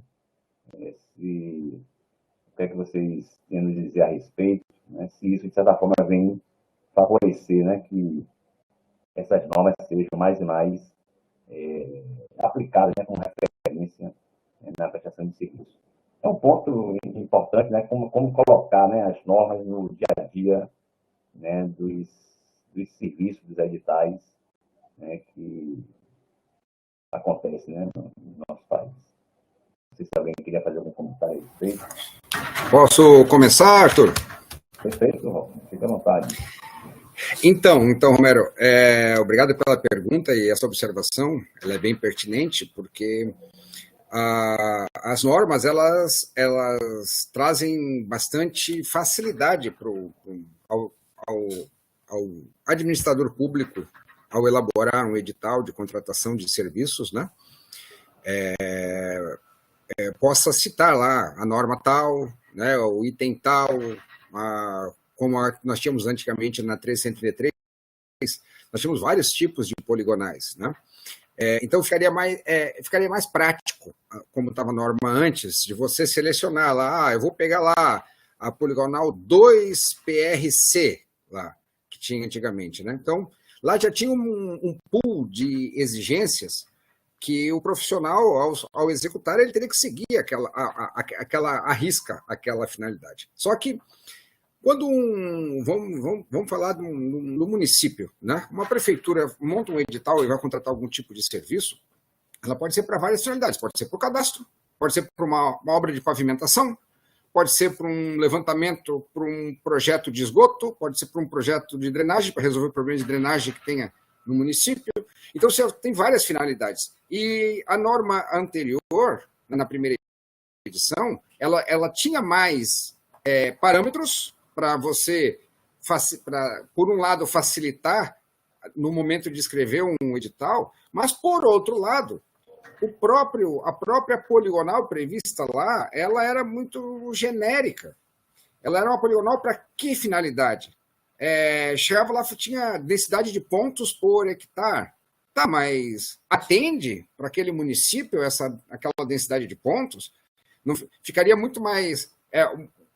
essa norma, do lado contrário de dar facilidade e segurança para o município, na verdade, poderia trazer um péssimo produto onde o fornecedor estaria se apoiando e dizer o seguinte, olha, eu fiz de acordo com a norma. Né? Então, a gente, com essa lógica da 333, onde ela agora virou mais genérica, mais geral, nós precisamos fazer um levantamento, uma norma de levantamento para a pavimentação, como nós temos agora, a norma de levantamento cadastral territorial. Então, se você vai fazer um edital para fazer o levantamento cadastral territorial, já tem a 17047, que tem que fazer conforme está escrito lá. Lá tem precisão, lá tem os métodos que você pode utilizar, como deve ser a peça técnica, como você faz o controle de qualidade. Então, você tem uma norma específica com início, meio e fim.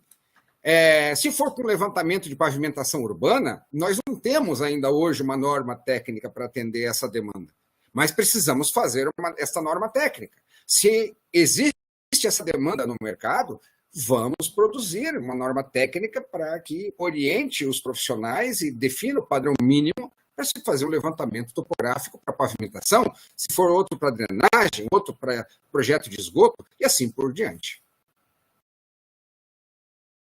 Obrigado, posso fazer um complemento, Arthur? Tranquilo, Lino? Fique à vontade. As prefeituras, elas também contratam empresas através de editais para execução de rede de referência.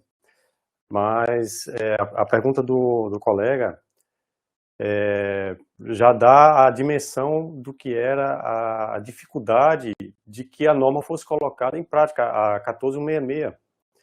Porque ela estava defasada metodologicamente e estava defasada tecnologicamente. Então, imaginemos nós o que era em 1998, quando a norma foi publicada, os métodos disponíveis para posicionamento por satélite, por exemplo, e os equipamentos que você tinha à disposição no mercado. Então, hoje, qualquer equipamento de entrada, né, para posicionamento por satélite, ele é, no mínimo, multiconstelação e multifrequência. Em 98 não era bem assim, né? Em 98 a gente lidava com receptores, o padrão de mercado para nós ainda era simples frequência e rastreando apenas a constelação GPS, né?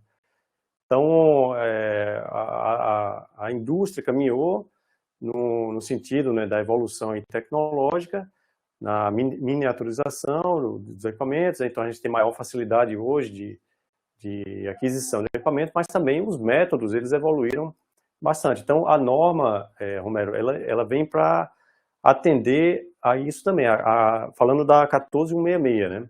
para permitir que as prefeituras possam voltar a exigir o cumprimento da norma pelas empresas ou pelos profissionais contratados.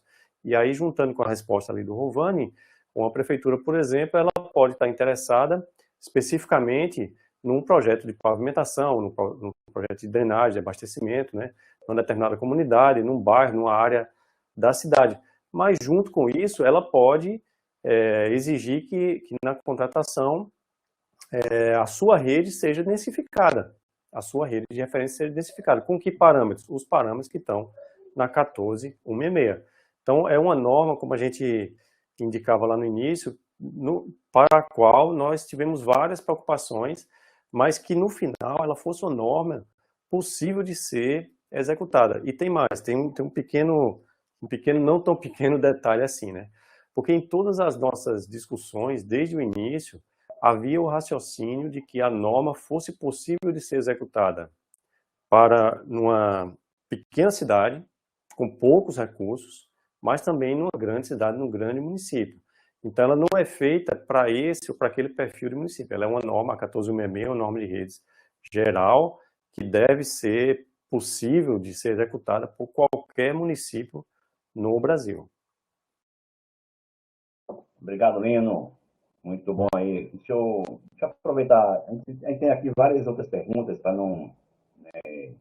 a gente favorecer, né, a todos os comentários. Nós programamos o evento para ter aí uns 90 minutos, né, de duração, né, 1h30. Já estamos já próximo disso, mas em função aqui das perguntas muito boas aqui, a gente vai talvez estender um pouquinho mais, mas vamos pedir aí às pessoas para a gente dar aquela resposta assim, mais direta, mais incisiva, para contemplar aqui a todos, né? Eu vou aproveitar aqui essa discussão. Eu acho que é importante, provavelmente deve ter aí, né, alguns profissionais que já estão aplicando, né, as normas, ou em editais ou não.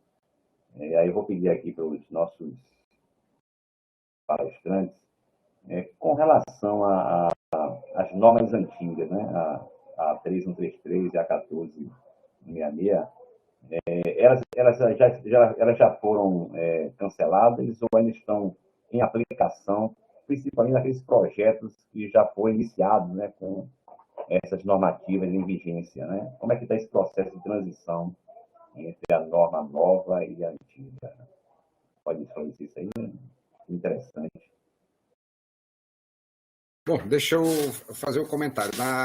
Nas normas, Arthur, quando uma norma é publicada, por exemplo, como aconteceu com a 14166, quando ela é publicada uma revisão, ela imediatamente cancela, né? Ela revoga a versão anterior, né? Então passa a correr vigente aquela norma atual.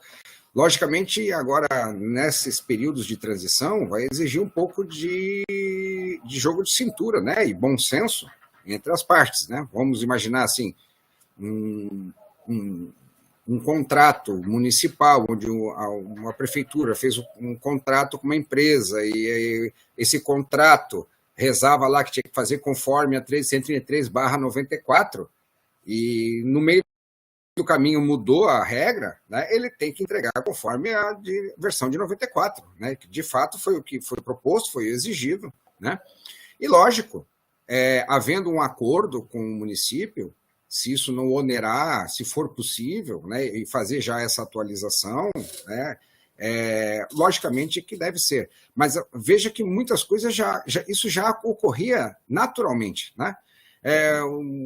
Um município, o Estado, fazia a contratação de um serviço e a área era propícia a fazer levantamento com o GNSS e o profissional fazia.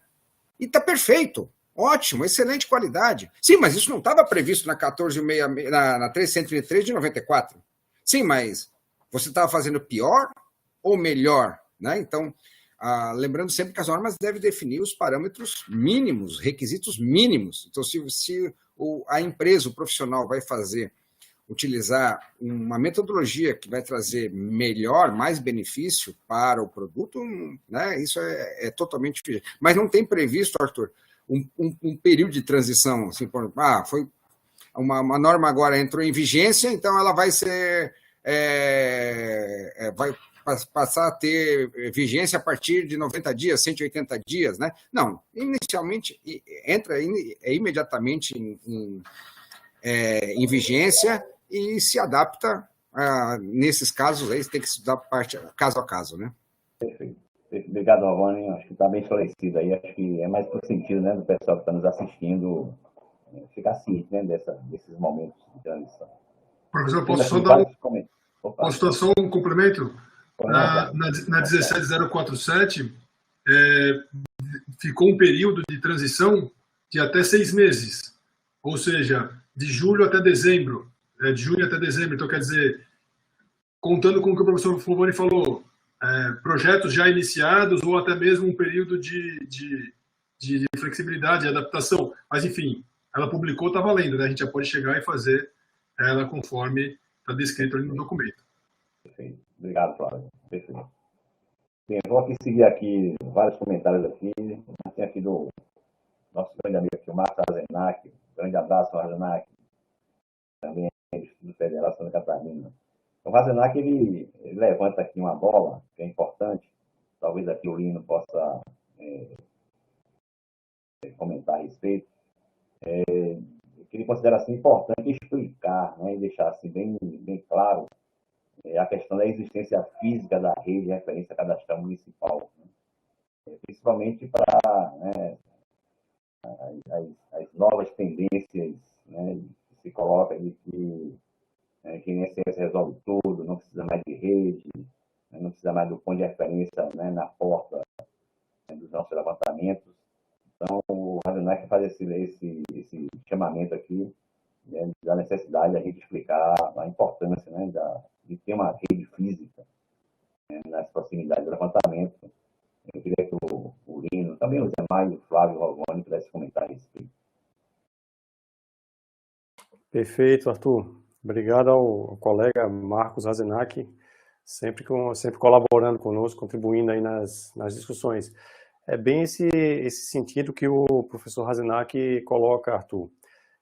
Se a gente observar os países no mundo que têm os seus sistemas cadastrais já bem sedimentados, né, bem eficientes, que dão aquele retorno para a sociedade que é esperado, né, de qualquer sistema cadastral, todos esses países chegaram no ponto em que estão hoje, apoiando o seu cadastro em cima de uma rede. Quando a gente fala de rede de referência cadastral municipal, aquela que está normalizada na 1466, é uma rede que não serve só para cadastro, é uma rede para apoio em geral aos levantamentos que são realizados dentro de um certo território. E embora a técnica, né, e as metodologias tenham evoluído, né, permitindo o posicionamento por satélite, o que facilitou enormemente a nossa vida, você não vai conseguir resolver tudo com o GNSS. Não é possível ainda, né? Vai que no futuro chega esse ponto. Mas atualmente não é possível fazer tudo que a gente gostaria, né, em termos de levantamento cadastral territorial, apoiando os levantamentos apenas com o GNSS. Então você vai necessitar parte do sistema cadastral a existência de uma rede. Então não há como abrir mão de ter rede pelo fato de a gente ter GNSS. Nós vamos fazer bastante coisa com o GNSS, mas nós não vamos conseguir fazer tudo. E esse não vamos conseguir fazer tudo é exatamente aonde a rede vai suprir aquilo que a gente precisa para que todos os levantamentos estejam dentro do mesmo sistema, para que eles sejam concordantes, né, os limites, para que o princípio da vizinhança geodésica seja atendido, para que a gente tenha uniformidade nos levantamentos e que a gente vá completando essa malha aí de parcelas, seja ela de que natureza for, né? A gente tem trabalhado nos últimos anos aí com a ideia de parcelas certificadas e parcelas não certificadas, mas todas elas, independente da natureza, que se apoiem numa rede de referência cadastral. Outro dia eu estava conversando com alguns colegas da área, inclusive, né, que dividem essas mesmas preocupações conosco, e chegamos à seguinte conclusão: a gente olha para, por exemplo, os países da Europa e ficamos admirando várias coisas que eles têm lá, né? A cultura, a ciência, a educação, a economia, né, o transporte, como tudo lá é moderno, a gente queria tudo aqui. Quando a gente começa a falar de cadastro, fala assim, bom, então vamos importar os princípios de cadastro desses países. Primeiro princípio, existência da rede. Não, existência da rede não, né? Então, não é uma coisa que não faz sentido, né? Ou a gente assume o pacote inteiro, né, e vai fazendo aqui o que é possível dentro da nossa realidade, ou nós não vamos chegar a ponto nenhum com as discussões a respeito de cadastro. Perfeito, perfeito. É aquela questão, né? A gente tem que, né, atualizar, né, com as metodologias, as tecnologias novas, né, mas não pode perder, né, a essência, né, do que a gente quer como resultado. Né? Então, por exemplo, no GNSS, antes do GNSS, era muito comum, né, a gente fazer as poligonais geodésicas para o georreferenciamento de obras, de empreendimentos, né, adentrando aí nos interiores 50, 100 quilômetros, com poligonais geodésicas só para ter o georreferenciamento. Não tem mais sentido fazer isso, né, com a tecnologia GNSS. Da mesma forma que as redes municipais também não precisam estar tão densificadas, né, em primeira ordem, né, quando não se tinha os recursos tecnológicos de hoje. Mas não tenha dúvida de que, pela necessidade, né, do cadastro, principalmente, e também dos diversos levantamentos, é fundamental que essas redes sejam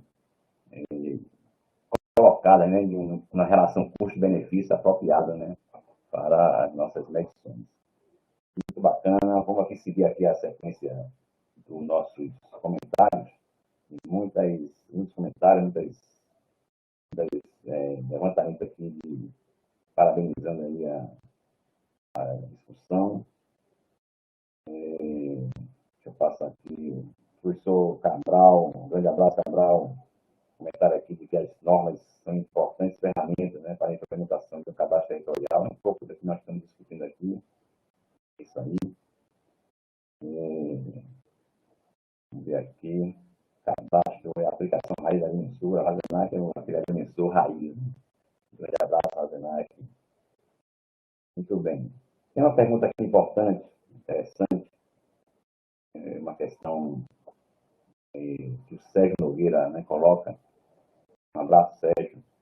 O Sérgio levanta a seguinte questão. A norma diz que os trabalhos devem ser referenciados à rede de referência cadastral municipal, mas também ao plano topográfico local e as projeções que tem. A pergunta dele é como fica o caso de cartórios de prefeituras que adotaram o sistema UTM, né? Como é que fica a UTM no processo desses levantamentos, especificamente aos imóveis que estejam na borda de furos, né? Qual o impacto disso nas diferenças no cálculo de área, de distância, etc. É aquela velha questão, né, da projeção cartográfica nos levantamentos. A pergunta é muito boa, né? Quando a gente discutia a norma, essas perguntas vinham, né? Como é que a gente vai fazer? É UTM? É plano topográfico? Já tem município que tem rede no plano topográfico local? Tem município que já trabalha com UTM? Como é que vai ficar isso, né? E a gente já estava com esse conceito da questão de trabalhar com a coordenada geodésica, que daí a coordenada geodésica ela vai ser sempre a coordenada do vértice do limite, e você não vai ter desencontro por causa de questão de projeção. Claro que se a gente pegar as coordenadas geodésicas do imóvel, projetar ela no plano topográfico, depois projetar ela no plano TM, a gente vai ter as diferenças de cálculos devido aí às suas projeções. Desde que se informe a projeção, então o legal das normas é que fica aberto, né, a questão da projeção. O plano de projeção está em aberto, o município pode decidir qual é o plano que vai ser realizada a projeção para o cálculo de áreas e perímetros. Precisa ser informado, inclusive na própria matrícula. Às vezes, a gente já viu casos aqui em que o cartório suprimiu do memorial descritivo, que era no CIRGAS 2000, que a projeção era UTM, inclusive já suprimiu de memorial descritivo as próprias coordenadas. Então, essa informação fica faltando, a gente tem dificuldade. Mas vamos supor que ela venha, né? A partir de agora ela venha. Então, a gente pode ter um município que, se ele tiver sendo dividido por um fuso, pode se achar um fuso da UTM, de repente, né, vai se achar uma outra solução, ou vai estender o fuso, enfim. Seria importante que as prefeituras dessem essa diretriz, mas a gente sabe que isso ainda não ocorre, né? E, claro, as distorções de área, que elas vão ocorrer na projeção dos planos, elas vão ocorrer em todos os planos, alguns mais, outros menos. Então, por isso que seria importante a diretriz da prefeitura, para ela dizer se naquele município, qual dos planos seria mais interessante, de acordo com a altitude média do município, se está em bordo difuso, se está em linha de secância, enfim, né? Para definir essa questão, se vai para o UTM, se vai para o plano topográfico. Mas a grande vantagem é que fica a geodésica lá, coordenando a geodésica como limite dessas parcelas, e a gente pode depois, de acordo com os parâmetros divulgados pelas prefeituras, ir convertendo, ir projetando, na verdade, essas coordenadas geodésicas. Claro que a partir de agora, se a gente começa a fazer os levantamentos com esse padrão, e a gente começar a pegar as matrículas mais antigas, muitas vezes não vai bater coordenada, porque foi levantado anteriormente, né? Às vezes não tem a informação da matrícula, qual plano foi usado, enfim, pode haver diferença. Mas a partir de agora, se a gente for, então, conduzir a norma daqui para frente, né, tudo a partir desse momento vai se encaixando nesses parâmetros, tanto para a rede, né, a própria 1466, então, também permite, né, essa projeção de acordo com a melhor condição para o município, quanto para 17047, que vai depois, obviamente, ser apoiada a essa rede, no caso da inexistência dessa, a USGB.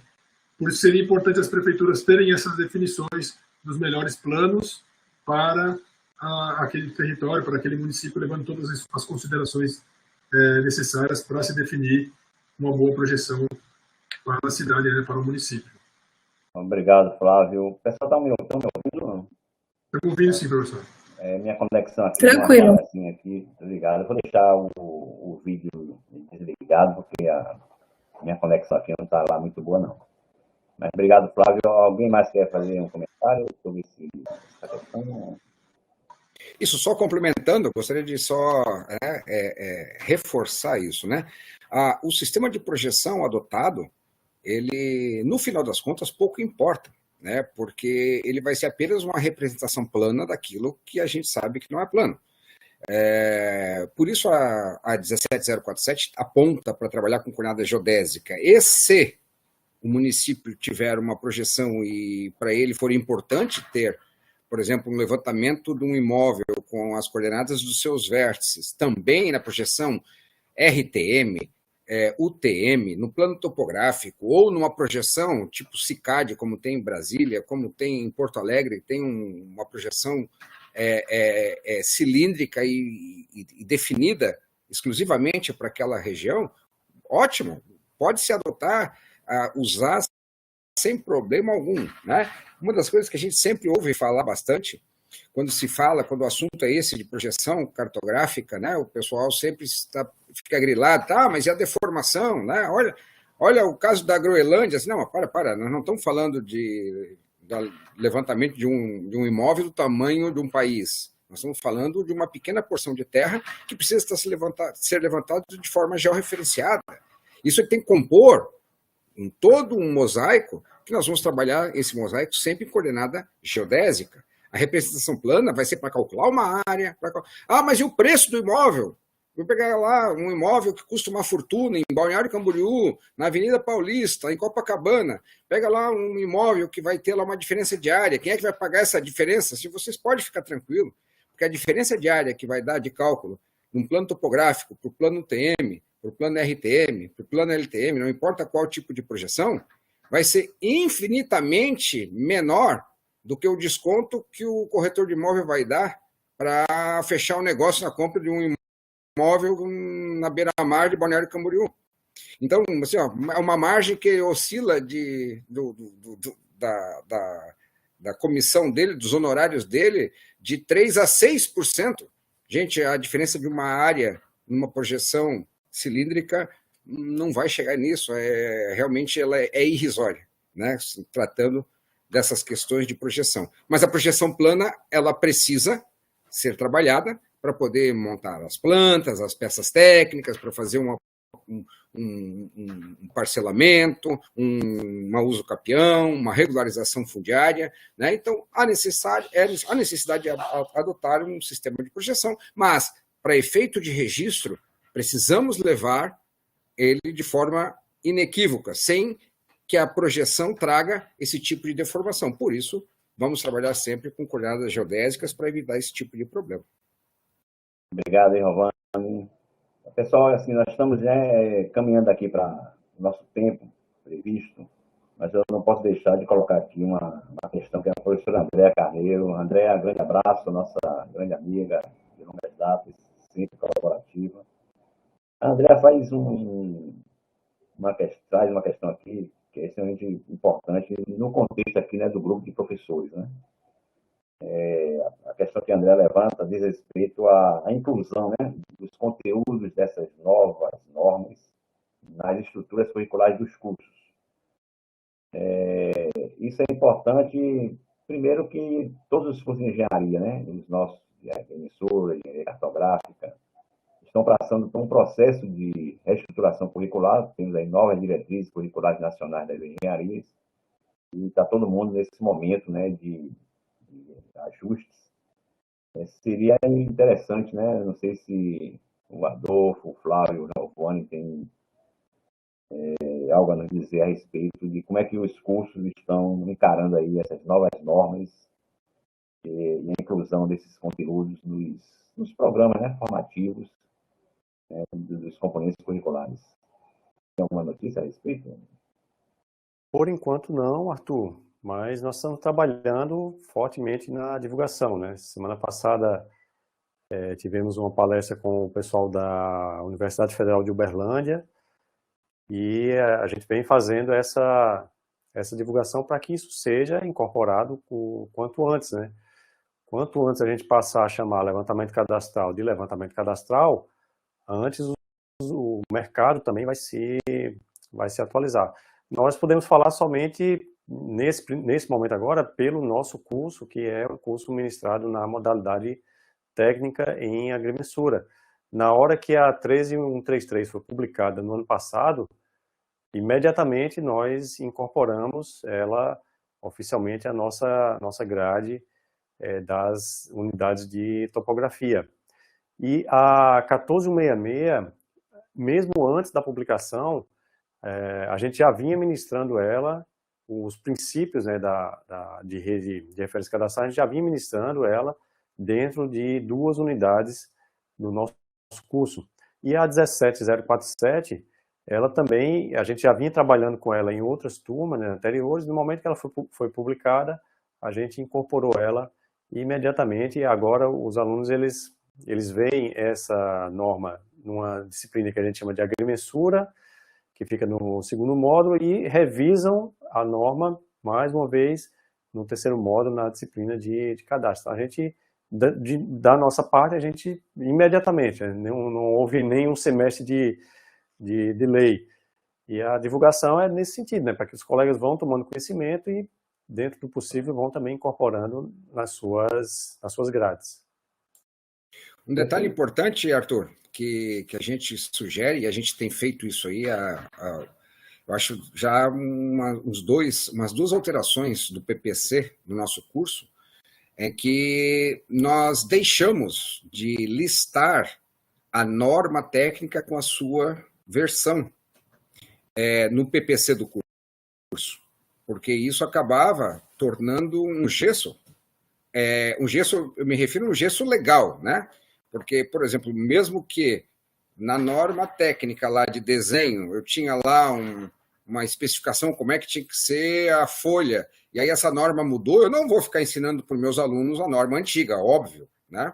Eu vou me adequar à norma nova, mas para efeito legal, né, a gente precisava depois passar por uma reformulação no próximo PPC para adaptar isso. Então, o que a gente tem feito a gente não lista mais, né, no PPC do nosso curso técnico de agrimensura, não está lá que eles têm que aprender a 13103/94 ou a /2021. Ele tem que aprender sobre norma técnica de levantamento topográfico. Se aparecer mais 2, o professor vai ter que apresentar isso para os alunos também, Né? Então, isso ele tira esse gesso do professor, né? Obviamente, né, em casos em que, assim, mas aí se o professor não quiser apresentar, bom, mas aí se o professor não está levando aos seus alunos a situação do mercado, do que tem hoje, né, vigente, aí o problema, eu diria que não é o PPC que vai forçar o professor a fazer isso, né? Sem dúvida nenhuma, aí precisa de uma reformulação um pouco maior. Hein? Tem mais um detalhe, né? Tem um detalhe que a gente tem passado ali pelo nosso curso ali, né? Nós três aqui, professor Lino, professor Rony, eu, professor Cabral, professor Razenac, professor Evandro e todos os que a gente se... todas as terças-feiras a gente tem reunião, às vezes no final da reunião é uma discussão, né, grande sobre o que precisa ser ampliado, o que precisa ser modificado. E a gente, ao longo dos últimos anos, a nossa última reforma curricular foi em 2019, a gente acabou sintetizando, simplificando métodos, ou até mesmo eliminando alguns métodos mais antigos, fora de uso, coisas que às vezes até caem em concurso público, ainda hoje, dependendo de quem vai elaborar a prova, né? Mas que a gente vê que não tem mais aplicação. E sempre pensando no mercado, né, onde esses profissionais vão atuar, quais são as tecnologias do momento, tentando, né, vislumbrar tecnologias do futuro próximo, para poder implementar. Por exemplo, a gente já está conversando aí nos bastidores aí, professor Lino, tem já algumas ideias, para a gente fazer logo mais uma outra reforma, mexendo nas disciplinas, trazendo uma para mais cedo, uma geodésia antes, enfim. Para quê? Para que o aluno esteja sempre sendo formado de forma assim, o mais atual possível. E a gente não trabalha ali no curso superior de agrimensura e cartografia, mas a gente tem contato com professores e profissionais formados, e a gente às vezes se depara com algumas grades ainda que tem cargas horárias, talvez de disciplinas que eram disciplinas assim da raiz do curso, mas mais antigos, né, que se permaneceram ali. Então, assim, se serve de conselho, né, nessas reformulação, passar realmente o olho com carinho e ver o que não mais é tão utilizado, mesmo que às vezes seja tradicional na área, e buscar essas novas técnicas, a questão normativa, ter carga horária aí suficiente para se abordar com calma, se possível ter as práticas em aula prática para aplicar essas metodologias, enfim, isso é importante, né? E a gente acredita que essas reformulações elas vão a cada vez serem mais importantes no curto prazo. O PPC não vai durar 10 anos mais, né? 15 anos, porque 2009 foi feito 2023, 2024 a gente já tem que fazer outro, e depois mais 5 anos, porque a tecnologia está vindo, né, atropelando e com um monte de novidade interessante na nossa área, e a gente precisa estar sempre atento, né? Então, esse é o olhar que a gente entende ali para poder formar no nível técnico aí os melhores profissionais possíveis para eles atenderem às necessidades do mercado e da sociedade. Bacana, bacana, Flávio, bacana, Lino, bacana, Rovani, muito bom. Eu vou fazer um comentário aqui com relação a essa questão aí, quando o Flávio colocou aí dos concursos públicos, né, nas nossas aulas. Essas normas, principalmente a norma de levantamento cadastral, e também já o conceito, né, já foi nas aulas de cadastro, né, sempre traz o conceito de cadastro, o conceito nacional. Eu falava assim para os alunos, tem até alguns alunos aqui participando, eu falava assim para os alunos, cadastro é isso, né? O que tem na norma 13133/94 não é cadastro, né? Isso não é levantamento cadastral. Mas eu chamava a atenção deles, mas isso aqui vale para a disciplina, né? Se aparecer no concurso que vocês vão fazer depois, né, tem que fazer referência à norma da ABNT, que é o que estava vendo formalmente.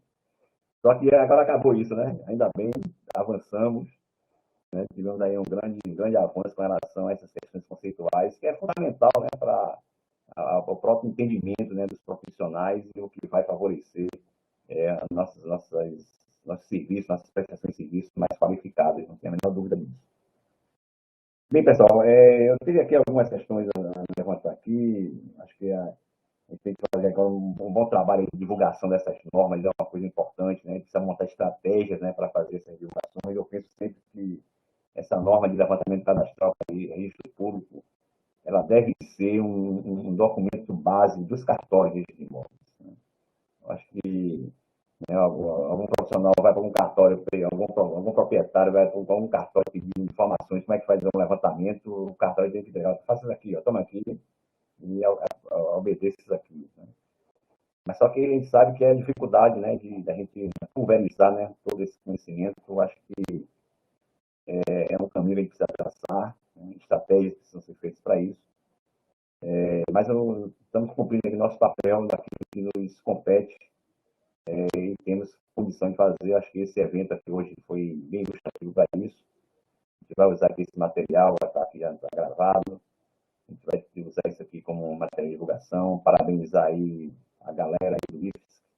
É fantástico aqui esse time e outros, né, que não estão aqui, mas estão participando sempre com a gente.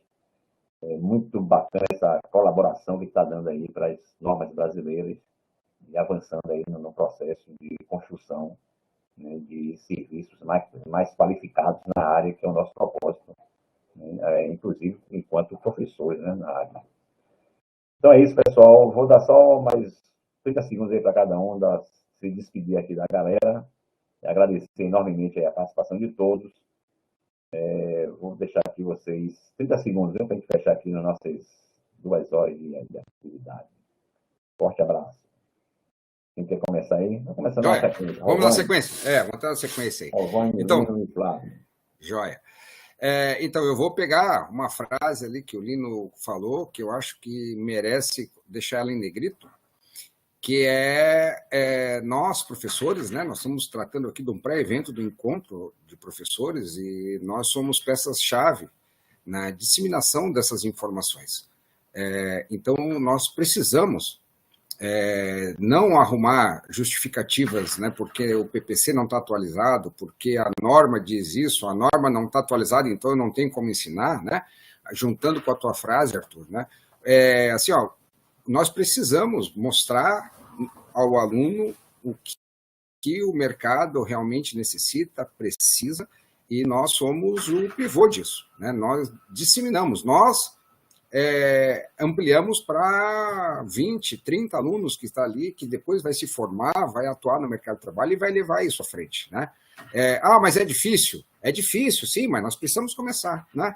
E aí são eventos como esse, são outros eventos que a gente tem disponível aí no nosso canal, no YouTube, nos encontros que a UFBA monta sempre, né, juntando muitas pessoas de várias áreas. Isso é importante, nós precisamos disseminar essas informações, né, principalmente das normas técnicas, para levar os nossos alunos e melhor formar os profissionais que vão atuar no mercado. Um grande abraço, agradeço demais aí, né, o convite e nos encontramos na semana que vem no COBRAC. Grande abraço. Obrigado, Alvani. Grande abraço. Professor Lino, seus 30 segundos.